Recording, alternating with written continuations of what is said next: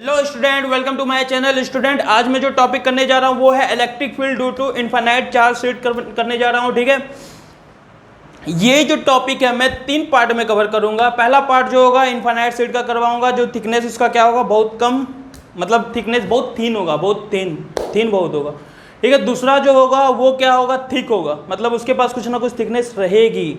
ठीक ना, उसके पास कुछ ना कुछ थिकनेस रहेगी। देखो जो जिसके पास कुछ ना कुछ थिकनेस रहेगी ना, वहाँ पे कई स्टूडेंट को कन्फ्यूजन है। स्टूडेंट क्या, कई टीचर भी इसमें कन्फ्यूज रहते हैं। ठीक ना, और कई बुक में कई यूट्यूबर जो है ये कॉन्सेप्ट को गलत करवाए हुए हैं। तो इसके बाद जो मैं वीडियो बनाऊंगा उसको जरूर देखना, वो इम्पॉर्टेंट है। ठीक ना, और लास्ट में जो करवाऊंगा वो है electric field due to conducting. Infinite sheet होगा लेकिन वो कंडक्टिंग होगा। पहला क्या है, इनफाइनाइट सीट होगा लेकिन नॉन कंडक्टिंग होगा। दूसरा क्या है, नॉन कंडक्टिंग और क्या होगा, थिक होगा। तीसरा क्या है, कंडक्टिंग करवाऊंगा। ठीक है ना, कंडक्टिंग थिक हो या थिन कोई फर्क नहीं पड़ता, वैल्यू सेम ही आती है। ठीक है ना, दूसरा जो हम लोग नॉन कंडक्टिंग थिक पढ़ेंगे। ठीक है ना, इसमें सबसे ज़्यादा डाउट होते हैं स्टूडेंट को, तो जो इसका दूसरा वीडियो मैं बनाऊंगा वो जरूर देखना, इंपॉर्टेंट है। ओके, तो आज हम लोग स्टार्ट कर रहे हैं इनफाइनाइट सीट जो कि थिन होगा। ठीक ना, जो कि थिन होगा, और वो क्या है, नॉन कंडक्टिंग। नॉन कंडक्टिंग, तो हम लोग क्या कर रहे हैं, infinite sheet charge, infinite sheet non conducting, non conducting कर रहा है। क्या कर रहा है, नॉन कंडक्टिंग कर रहा है। ठीक है, चलो तो हम लोग सबसे पहले इनफाइनाइट, ये चार्ज है,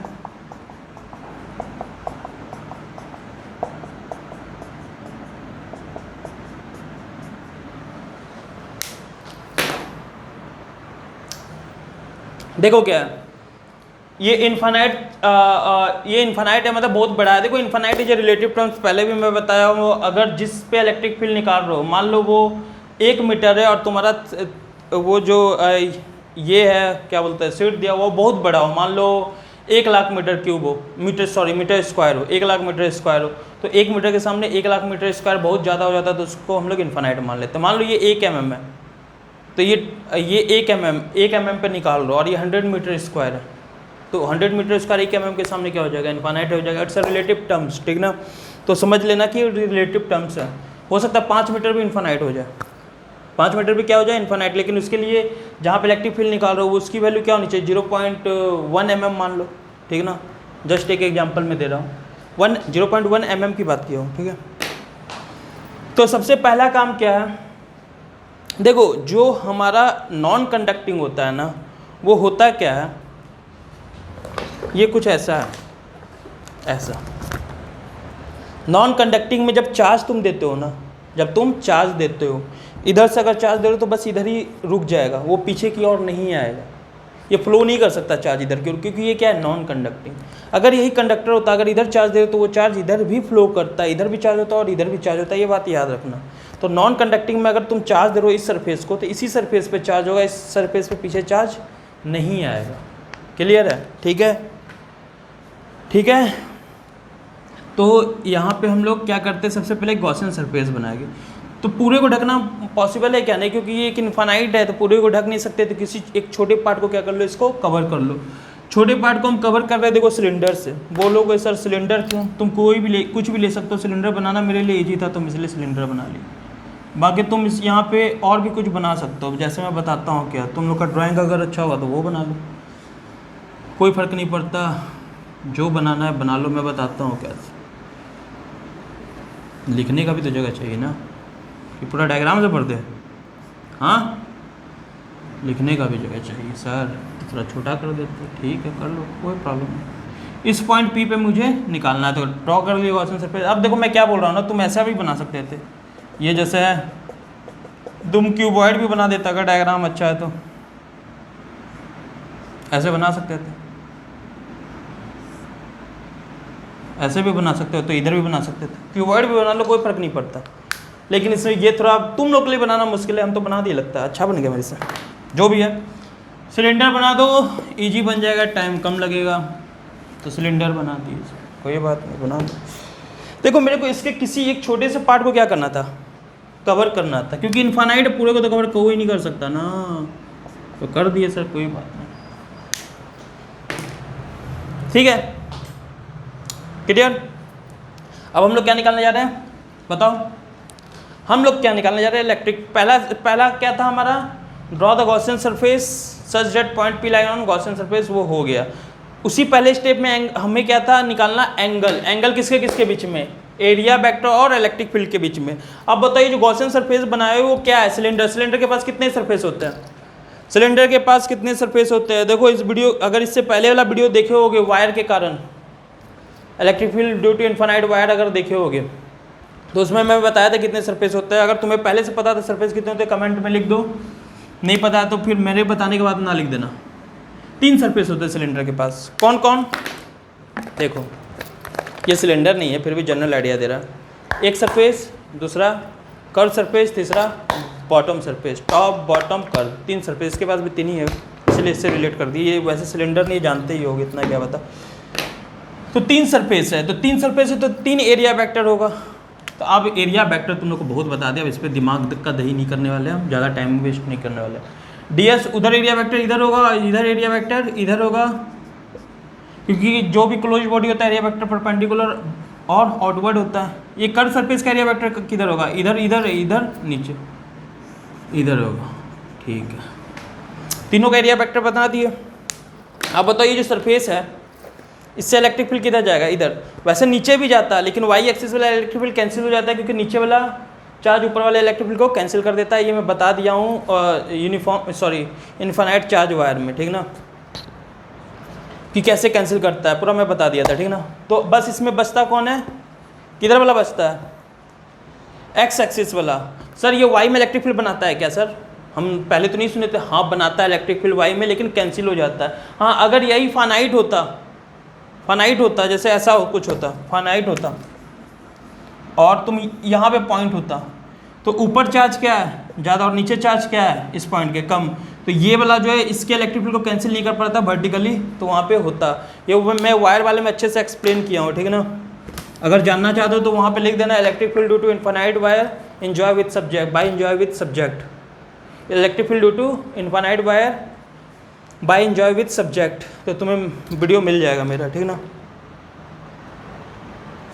ओके तो ds तीनों को बना दिया। अब इलेक्ट्रिक फील्ड बताओ इसमें कैसे जा रहा है इलेक्ट्रिक फील्ड, इधर की ओर सर, क्योंकि इलेक्ट्रिक फील्ड ऐसे निकल रहा है ना, इधर किधर, इधर की ओर सर, क्योंकि ऐसे निकल रहा है इलेक्ट्रिक फील्ड, इधर भी इधर ही निकल रहा होगा ना, इस एरिया वेक्टर में, इसमें भी तो इधर ही निकल रहा होगा इलेक्ट्रिक फील्ड, ध्यान देना।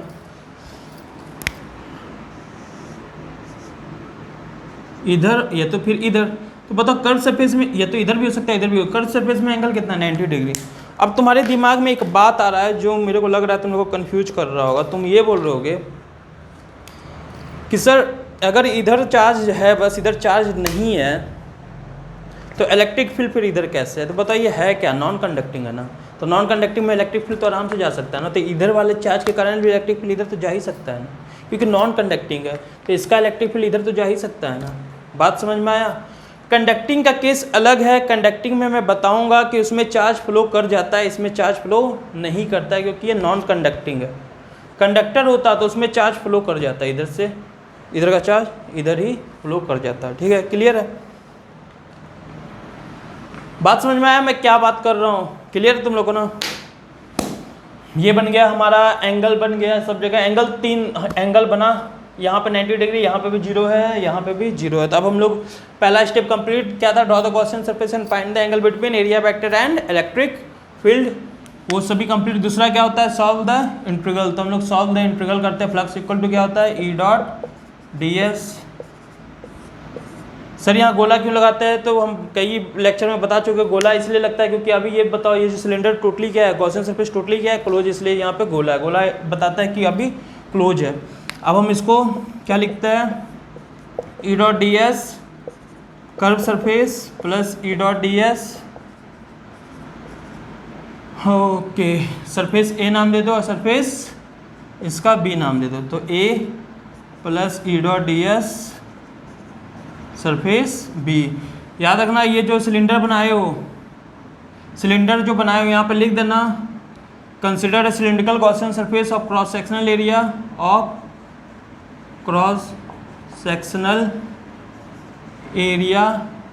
ए एस मान लो, और ये जो है तुम्हारा जो इन्फानाइट सीड है, ठीक है, उसमें चार्ज डेंसिटी तुम्हें देगा, क्या देगा, चार्ज डेंसिटी। तो यहाँ सिग्मा क्या है, चार्ज डेंसिटी, चार्ज डेंसिटी ये पहले लिख लेना ड्राइवेशन के स्टार्टिंग में, चार्ज डेंसिटी इसका सिग्मा है, ठीक है ना, क्लियर है। और ये जो है इसका एरिया ऑफ क्रॉस सेक्शन क्या है, एस। कोई डाउट यहाँ तक? राइटिंग में थोड़ा प्रॉब्लम है तो समझ जाना, ठीक है ना। तो राइटिंग से जज मेरे को मत करना, राइटिंग मेरा थोड़ा सा ज़्यादा ही सुंदर है, तो देख लेना, उसको एडजस्ट करो किसी भी तरह। ओके, स्टार्ट करते हैं हम लोग। हाँ, तो हम लोग कहाँ थे, कर्व सरफेस ए और बी। सर यहाँ से गोला गायब कर दिया, अब तो यहाँ से गोला गायब कर दिए, यहाँ से गोला गायब कर दिए। सर गोला क्यों गायब किए यहाँ से? तो देखो गोला इसलिए गायब किया ना, क्योंकि अब ये क्लोज सरफेस नहीं है, क्योंकि अब तीनों पार्ट को अलग अलग कर दिया ना। देखो इसका ये पार्ट अलग हो गया, बी पार्ट के लिए हम अलग से बात करें, इसका ये पार्ट के लिए अलग से बात करो, कर्व सरफेस का अलग से बात करें, ठीक है। तो इसलिए अब तीनों में गोला नहीं लगेगा। तो सर लिमिट लगा दो, तो लिमिट लगा सकते थे, लेकिन हम यहाँ पे पहले ही बता दिए किसका एरिया का इंटीग्रेशन कर रहे हैं, कर्व सरफेस का। किसका एरिया का इंटीग्रेशन कर रहे हैं, ए सरफेस का। किसके एरिया का इंटीग्रेशन कर रहे हैं, बी सरफेस का, पहले ही मेंशन है, तो लिमिट लगाने की जरूरत है नहीं।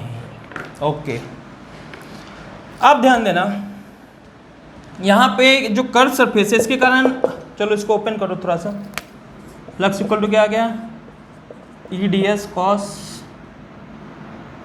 थीटा, एक ये cos theta C S plus E dot D S, sorry E D S cos theta plus E D S cos theta. एक बात बताओ, ये ए और ये बी, देखो जब थीटा लिख देते हो ना तो यहाँ पे वेक्टर साइन नहीं आएगा। वेक्टर साइन तब तक ही आता है जब तक थीटा लिखते नहीं हो, कॉस थीटा जब तक नहीं लिखते हो तब तक यहाँ वेक्टर साइन होता है, उसके बाद वेक्टर साइन हट जाता है, ठीक है, क्लियर है।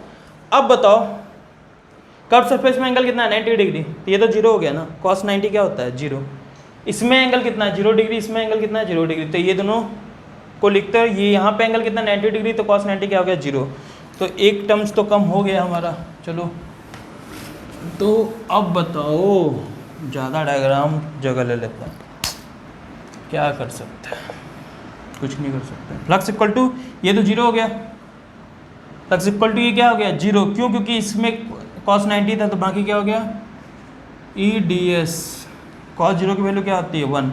अब बताओ यहाँ पे भी ई, यहाँ पे भी, दोनों का ए और बी दोनों का एरिया भी सेम है, तो हम दोनों को एक जैसा मान सकते हैं, इसका जितना वैल्यू होगा उतना इसका वैल्यू होगा, तो हम यहाँ पे 2 ई डी एस ए लिख सकते हैं, क्योंकि ये दोनों आपस में इक्वल है ना, दोनों में इलेक्ट्रिक फील्ड की वैल्यू भी सेम होगी, क्योंकि दोनों को इक्वल डिस्टेंस पे लिए है, और डी एस भी दोनों का एरिया भी दोनों का सेम है, और कॉस थीटा भी दोनों का एंगल सेम आया, देता हूँ यहाँ पर 2 ई डी एस लिख दिए।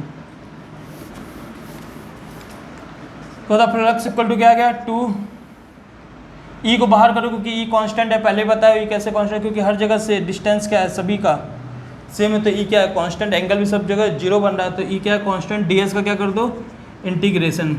तो डी एस का इंटीग्रेशन जब करोगे ए में, तो बताओ छोटे, अच्छा ये इंटीग्रेशन किसका होता है, इसका जो चार्ज सरफेस था उसका, ये गॉसियन सरफेस का, सर गॉसियन सरफेस का, ठीक है।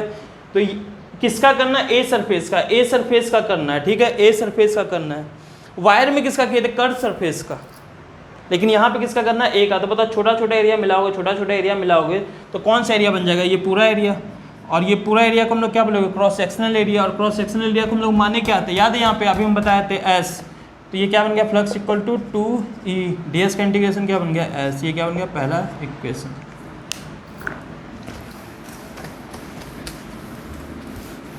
तो हम लोग का 2 स्टेप खत्म हो गया गॉस थ्योरम का, draw the Gaussian surface angle वो, और दूसरा सॉल्व द इंटीग्रल, ये खत्म हो गया। थोड़ा सा देख लेना डायग्राम, ये जो हो गया, क्या किया जा सकता है, बोर्डवे में जगह सर काम है, लॉकडाउन है ना बेटा, क्या किया जा सकता है, लॉकडाउन की वजह से छोटे से बोर्ड पे काम करना पड़ रहा है बच्चे लोग। कोई डाउट है यहाँ तक तो पूछ लो। ये इक्वेशन फर्स्ट। अब हमें सर क्या निकालना था, थर्ड स्टेप में हमेशा हम लोग क्या निकालते हैं, चार्ज। तो find the total charge, total charge, total charge equal to बताओ क्या है, ओके सिग्मा इसका क्या था, चार्ज डेंसिटी, यहाँ लिखे थे चार्ज डेंसिटी, इसका सिग्मा क्या था, चार्ज डेंसिटी। एक बात बताओ, ये सिलेंडर के अंदर इसका कितना एरिया बस फंसा हुआ है, इस सिलेंडर के अंदर इसका बस ये वाला एरिया फंसा हुआ है ना, इस सिलेंडर के अंदर इसका बस ये वाला एरिया फंसा हुआ है, इसका एरिया कितना होगा, जितना इसका क्रॉस सेक्शनल एरिया है। क्योंकि देखो ना, ये ऐसे मेरे हाथ पे चिपका है तो मेरे हाथ के कितने एरिया को गिरेगा, जितना इसका क्रॉस सेक्शनल एरिया है। क्या बात है सर, समझ में एकदम झकास आ गया। तो इसका क्या क्रॉस सेक्शनल एरिया, इसका क्रॉस सेक्शनल एरिया है कितना, हम पहले ही मानो इसका क्रॉस सेक्शनल एरिया क्या है, एस। अगर इसका क्रॉस सेक्शनल एरिया एस है तो बताओ एक यूनिट का चार्ज डेंसिटी कितना था, सिग्मा। तो 2 यूनिट एरिया में कितना चार्ज होगा, 2 सिग्मा, 3 में 3 सिग्मा, तो एस में कितना होगा, सिग्मा एस। ठीक है, सिग्मा एस। कोई डाउट, क्लियर, सिग्मा एस। अब क्या करना है, ये टोटल चार्ज आ गया Q हमारा। अब क्या करना था, Q आ गया, थर्ड स्टेप भी कंप्लीट। अब apply Gauss theorem, Gauss theorem apply करते हैं, अप्लाई गॉस, कौन सा गॉस थ्योरम। तो फ्लक्स इक्वल टू क्या होता है, total charge inside Gaussian surface, total charge inside Gaussian surface upon epsilon not. Total charge कितना आया, sigma S upon epsilon not, second step. ठीक है, पहला इक्वेशन में फ्लक्स किसके हिसाब से निकाले थे, मैथमेटिकली हम लोग निकाले थे, दिमाग लगा के निकाले थे सर। दूसरे में गॉस थ्योरम लगा के सर। दोनों से फ्लक्स निकालो, दोनों की वैल्यू तो इक्वल ही होगी ना, क्योंकि दोनों में फ्लक्स फ्लक्स, दोनों का लेफ्ट साइड इक्वल है तो दोनों का राइट साइड भी क्या होगा, इक्वल। दोनों का अगर लेफ्ट साइड इक्वल है, लेफ्ट साइड इक्वल है तो दोनों का राइट साइड भी क्या होगा, इक्वल होगा। ठीक है, तो हम लोग राइट साइड भी इक्वल करते हैं। तो 2ES इक्वल टू क्या गया, sigma S upon epsilon not. तो एस से एस कट गया तो ई इक्वल टू क्या आ गया, सिग्मा अपॉन 2 एप्सिलॉन नॉट। बोल रहे सर तो आपका ई और एप्सिलॉन नॉट सेम है, बाबू क्या करें, राइटिंग ही कुछ ऐसा है। 2ES बचपन में नोट्स बहुत कम बनाए थे, तो उसका नतीजा दूसरों से बनवा लेते थे हम अपना नोट्स, तो उसका नतीजा राइटिंग मेरा ख़राब हो गया। फ्लक्स इक्वल टू 2ES, इसलिए कभी किसी और से नोट्स मत बनाया करो, खुद से बनाया करो। फ्लक्स इक्वल टू 2ES और ये तो ई इक्वल टू क्या गया, सिग्मा अपॉन 2 एप्सिलॉन नॉट। आप ध्यान दो, ई इक्वल टू जो है सिग्मा अपॉन 2 एप्सिलॉन नॉट, इसमें सब कुछ तो कांस्टेंट है, इसमें सब कुछ कांस्टेंट है। यस सर, सब कुछ कांस्टेंट।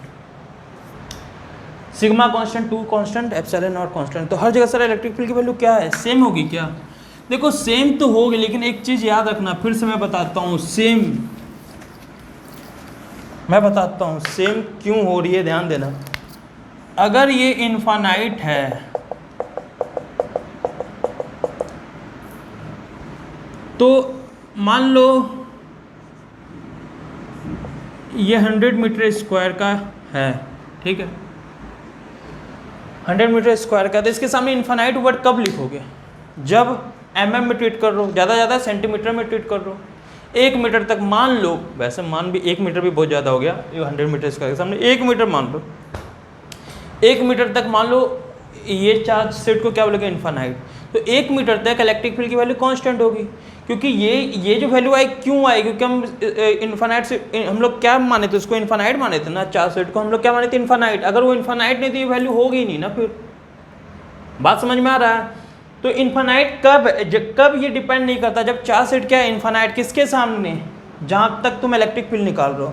तो 100 मीटर के सामने 1 सेंटीमीटर पे 1 mm पे इलेक्ट्रिक फील्ड वही होगा, 2 mm पे इलेक्ट्रिक फील्ड वही होगा, 3 mm पे वही होगा, 4 mm पे वही होगा, मान लो अप टू, फिर भी 1 मीटर बोल दो, 1 मीटर तक इसकी वैल्यू सेम होगी। जैसे तुम 1 मीटर से आगे जाते हो तो 1 मीटर से मान लो 2 मीटर में गए, तो 2 मीटर के सामने 100 मीटर स्क्वायर इनफाइनाइट है क्या, नहीं है ना। अगर इनफाइनाइट नहीं तो ये फॉर्मूला तो लगेगा ही नहीं, क्योंकि ये फॉर्मूला लगता ही तब जब जो डिस्टेंस है उसके कंपेरेटिवली सीट का जो साइज है वो क्या है, इन्फानाइट। अगर इन्फानाइट है तो फॉर्मूला काम ही नहीं करेगा। समझ में आया? ठीक है, बोलो सर इस हिसाब से तो इलेक्ट्रिक फील्ड इन्फानाइट पे भी क्या होगा, यही होगा। नहीं, जब तुम डिस्टेंस भी इन्फानाइट ले लोगे, चार्ज सेट भी इन्फानाइट है,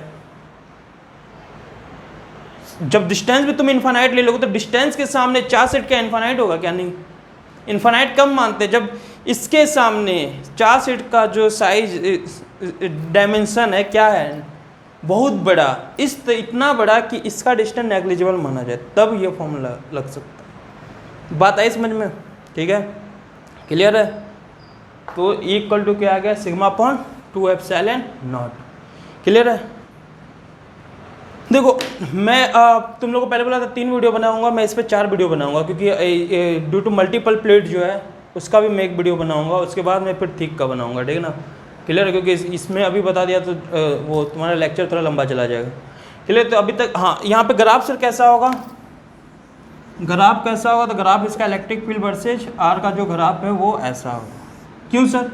क्योंकि इलेक्ट्रिक फील्ड क्या है, कांस्टेंट है ना, आर पे तो डिपेंड ही नहीं कर रहा है। कब तक? जब तक आर की वैल्यू सीट के सामने क्या हो, बहुत छोटी, मतलब इतनी छोटी कि सीट को तुम क्या मान सकते हो, इन्फानाइट, तब तक ही बस। ठीक है? तो ऐसी होगी सर। ठीक है, क्लियर है? ठीक है, यहाँ पे आर क्या है, आर का डायमेंशन बहुत कम है, किसके कंपेरेटिवली, जो भी सीट है उसके डायमेंशन के कंपेरेटिवली, तब ये हमारा ग्राफ बनेगा। कोई डाउट है यहाँ तक? ठीक है, तो मैं 4 वीडियो बनाऊंगा, इसके बाद मल्टीपल प्लेट के लिए करूंगा, उसके बाद थिक नॉन कंडक्टिंग थिक के लिए करूंगा, फिर कंडक्टिंग के लिए करूंगा। ठीक है, अगर वीडियो अच्छा लगा हो तो पॉजिटिव फीडबैक दे सकते हो, और वीडियो अगर समझ में आ गया हो तो अंडरस्टूड लिख दो, लाइक करो, शेयर कर सकते हो अपने दोस्त को, सब कुछ फ्री है तो शेयर भी कर सकते हो। ठीक है ना? उनका भी हेल्प हो जाएगा, क्योंकि इस समय कोरोना के कारण कोई भी अपने इंस्टीट्यूट या स्कूल नहीं जा पा रहे, तो उनका भी हेल्प हो जाएगा। क्लियर है? ठीक है, फिर बच्चों मिलते हैं अगले लेक्चर में, तब तक के लिए बाय बाय, जय हिंद, जय भारत।